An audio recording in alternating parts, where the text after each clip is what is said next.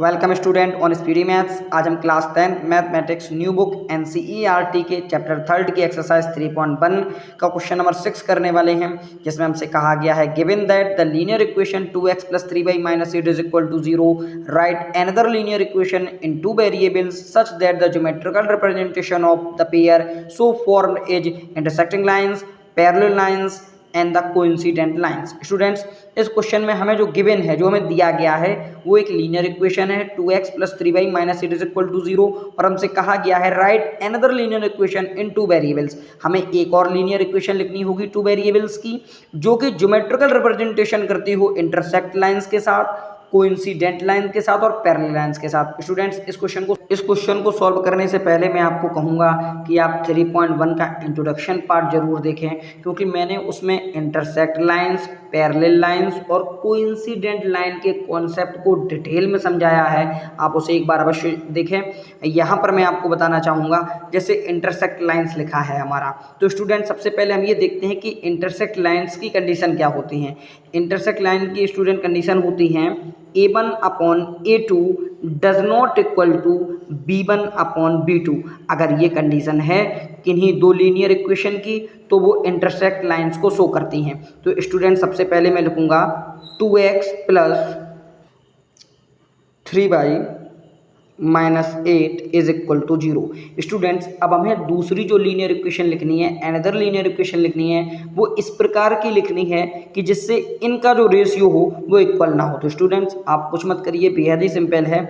आप जहाँ 2x लिखा है वहाँ 3x लिख लीजिएगा, और जहाँ 3y लिखा है वहाँ आप 2y लिख लीजिएगा, और आप यहाँ पर वो जो कांस्टेंट टर्म है आप कोई भी ले सकते हैं, आप 7 ले लीजिएगा, -7 इज इक्वल टू 0। अब आप देखिएगा, जब यहाँ से आप a1/a2 करेंगे तो आपका 2/3 आएगा, और जब यहाँ b1/b2 करते हैं तो 3/2 आता है, जो कि एक दूसरे के इक्वल नहीं है।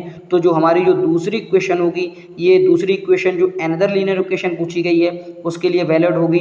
आपको कोई भी प्रॉब्लम हो तो आप इंट्रोडक्शन पार्ट जरूर देखें, जिससे ये सवाल आपको बेहद ही सिंपल तरीके से खत्म हो जाएगा।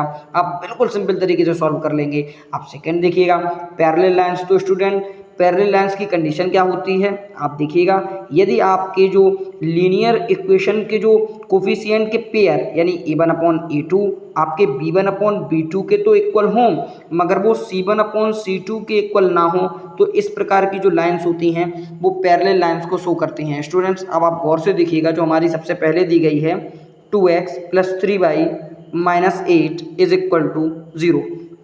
स्टूडेंट, अब आप इसे समझिएगा, तो मैं आपको, चूंकि अब आप गौर से देखिएगा, a1/a2 या b1/b2 के रेशियो इक्वल होते हैं, तो आप डबल कीजिएगा, तो 2 का डबल क्या होता है 4x। ठीक इसी प्रकार से आप इसका भी डबल कर लीजिएगा।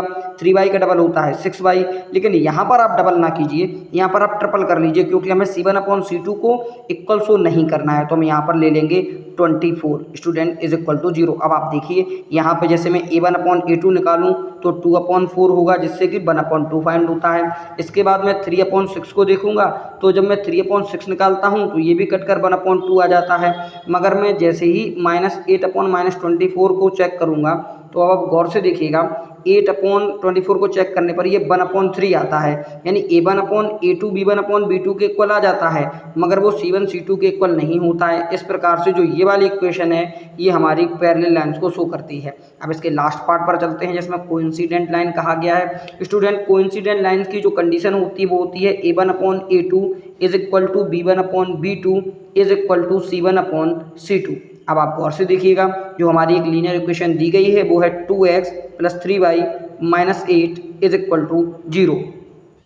स्टूडेंट्स, अब आप कोइंसिडेंट लाइन बनाने हैं, आपको इसकी इस प्रकार से फॉर्म में बनाना है।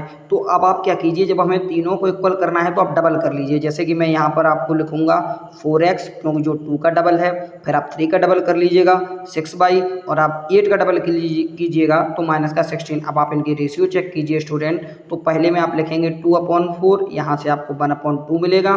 फिर आप चेक कीजिएगा 3/6 को जब आप चेक करते हैं, यहाँ से भी आपको 1/2 मिलता है। अब आप -8/16 को चेक कीजिएगा, यहाँ से भी आपको 1/2 मिलता है। इस प्रकार से ये वाली जो इक्वेशन है कोइंसिडेंट लाइन को शो करती है। तो इस प्रकार से स्टूडेंट्स, इस क्वेश्चन में आपकी जो कंडीशंस हैं, इन कंडीशंस को आप बेहद ही डिटेल में अगर आप समझ सकते हैं, अगर आप इंट्रोडक्शन वाला पार्ट देखते हैं, जैसे ये क्वेश्चन आपको बेहद ही सिंपल लगेगा। अगर आपको कोई भी प्रॉब्लम हो इस क्वेश्चन से रिलेटेड, आप कमेंट बॉक्स के जरिए से पूछ सकते हैं। स्टूडेंट, आपने पूरा वीडियो देखा, इसके लिए आपका बहुत बहुत धन्यवाद। Thank you.